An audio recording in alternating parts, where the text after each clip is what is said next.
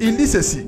Car notre Pâques, le Christ a été immolé. C'est-à-dire que tous les vieux comportements, tout le vieil homme est déjà mort.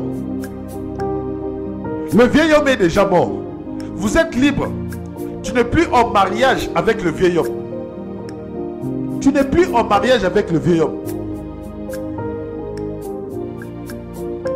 C'est ça que l'apôtre Paul dit au chapitre 8 de Romains. Je pense que chapitre 7 ou chapitre 8. Tu es déjà libéré du vieil homme.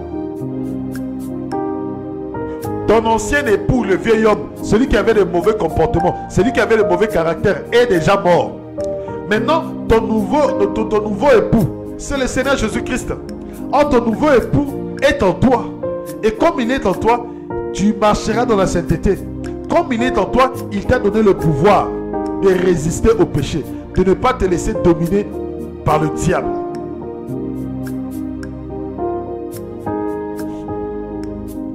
Ne vous livrez pas au péché. Il continue. Il dit, célébrons la fête, non pas avec du vieux levain, ni un levain de malice et de perversité, mais avec des pains de pureté et de vérité.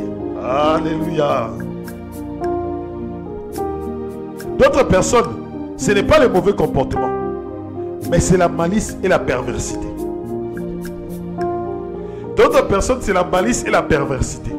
D'autres personnes, c'est la malice et l'hypocrisie. D'autres personnes, c'est la malice et le mensonge. Il dit enlevez l'hypocrisie, enlevez le mensonge, enlevez la perversité, enlevez la malice du diable dans vos cœurs, afin que vos cœurs soient purs. Dites la vérité, soyez dans la vérité. Il dit ceci, mais avec des azimes de pureté et de vérité.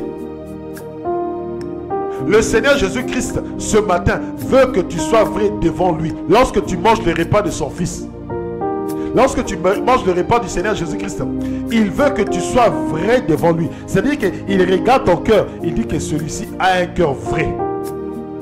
Et quand quelqu'un a un cœur pur, un cœur vrai, bien aimé, le Seigneur agira à travers ce repas.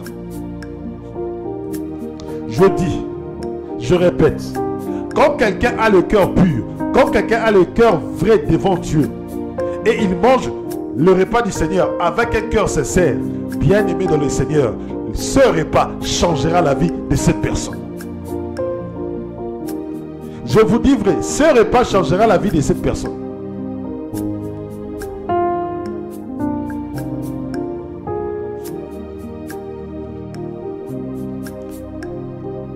Regardez un peu dans les conditions dans lesquelles les enfants de Corinthe, les enfants de Dieu de Corinthe étaient en train de manger le repas du Seigneur. Et ça, l'apôtre Paul, il dit que vous avez d'abord des divisions. Ça, c'est de 1. Vous avez d'abord des différends. Vous avez d'abord des problèmes entre vous. Vous ne vous dites pas la vérité. Vous êtes dans l'hypocrisie. Il n'y a pas de vérité en vous. Vous n'êtes pas vrai.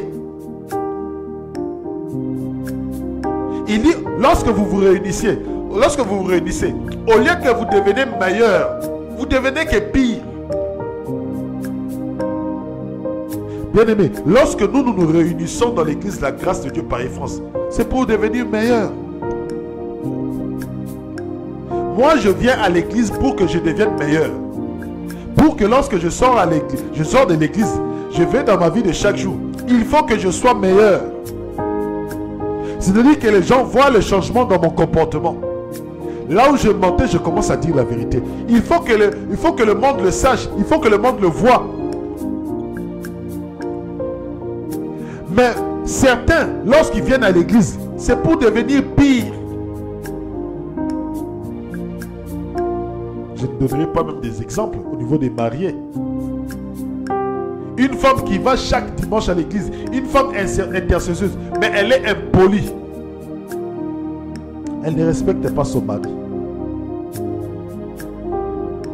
Elle n'accomplit pas ses devoirs conjugaux. Un mari qui vient à l'église, n'en parlons même pas. Il est à l'église, il est en train de servir. Mais c'est le même mari qui arrive à battre sa femme à la maison.